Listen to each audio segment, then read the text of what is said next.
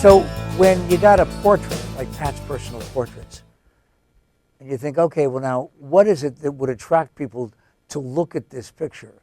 In this particular case, it isn't really the face. No, I'm not going to pick on you, Frank. Don't pick on me because I'll pick back.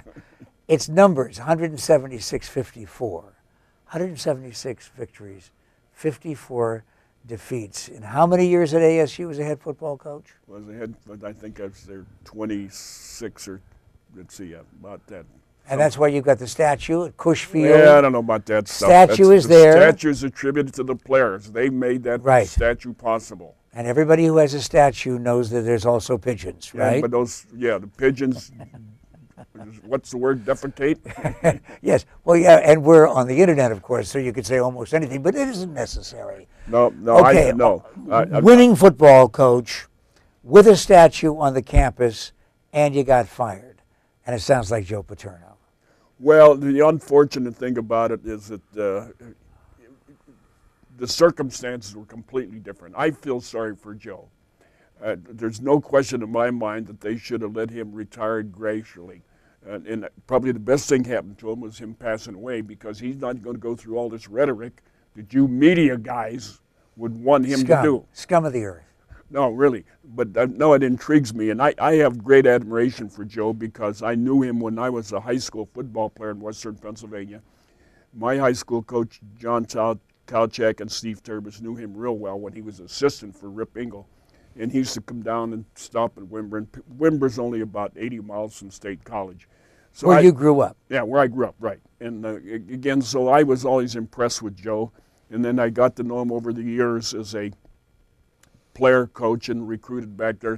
In fact, ironically, I used to go and ask him, what are some of the kids in Western Pennsylvania that possibly that he may not be interested in that are pretty good athletes? And he'd advise me. He was a friend of yours. Yeah, definitely, right, yeah. I got to work with him one time on a high school football coaches series of videos.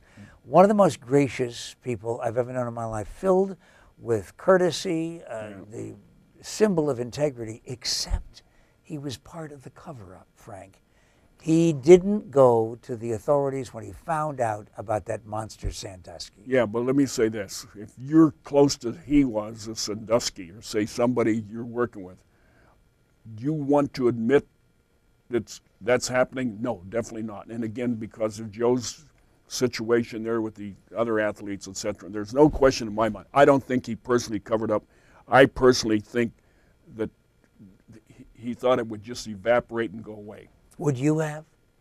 Oh, you'd have to do something about it. No, If you found out that an assistant coach was raping little boys, no, you'd have to terminate him immediately, and turn all the responsibility over to the authorities to let them do the justification legally. Did you know Sandusky? Yeah, I knew him. I knew him well enough to say hello to and shoot the breeze with him. Right. But was it as big a shock to you? Yes. To me, anybody that works with teenage girls or teenage boys and they create that type of behavior, to me, is absolutely lucid. And you got to be a self-serving SOB to want to do that and get involved with them, etc. Again, because you have to. They're almost like your children. You got to be a parent to them, whether you're mother, father, as a coach, you're a parent to them. Make them responsible. Number one, socially. Number two, academically, and number three, athletically. And again, there's no question in my mind that to develop the relationship that Sandusky had with them is kind of off the board completely. What about the NCAA penalties? Were they fair? No, I personally don't think that they're punishing this university, and they're punishing the players that are there, and they're going to punish the university from the standpoint of recruiting, etc. It's going to be detrimental to them. And the other institutions, believe me, they're like a bunch of vultures waiting for them, whether it's Pitt, whomever it may be, the other schools that are in the Big 12. Again, they're going to use that to recruit against State College. And because State College was the epitome of recruiting in Western Pennsylvania, and all of Pennsylvania. But you got to have somebody in charge, and the organization that's been put in charge of college athletics is the NCAA. Yes, but they not to that degree, Pat. In my opinion, They went overboard? I think they went overboard. That's right. I think they should have let the university handle it in their own categories from the standpoint of the personal behavior, etc. Because if the NCAA, in my opinion, gets involved in it, then they're going to set a precedent. They're going to try to control other institutions, and which I think is not their responsibility, because they don't have that intimate relationship with the student athletes, both male and female. Is that how you change college sports? Yeah, right. You got to control it as a head coach. And again, as I said, in various sports, and every sport is different from the standpoint of what it requires physically and mentally to be prepared to be successful. And again, I think that is, to me, it's not a written thing because he's at the college, he's got to do this, do that. It's got to be the individual sport, whether it's track, football, baseball, whatever it may be, that there's certain specifics that sport dictates that they must abide by, and that's got to come from the head coach. Give me 30 seconds on the head coach, Todd Graham, at Arizona State University. Well, I personally, I've been on a couple trips with him, fishing trips. He's not a good fisherman.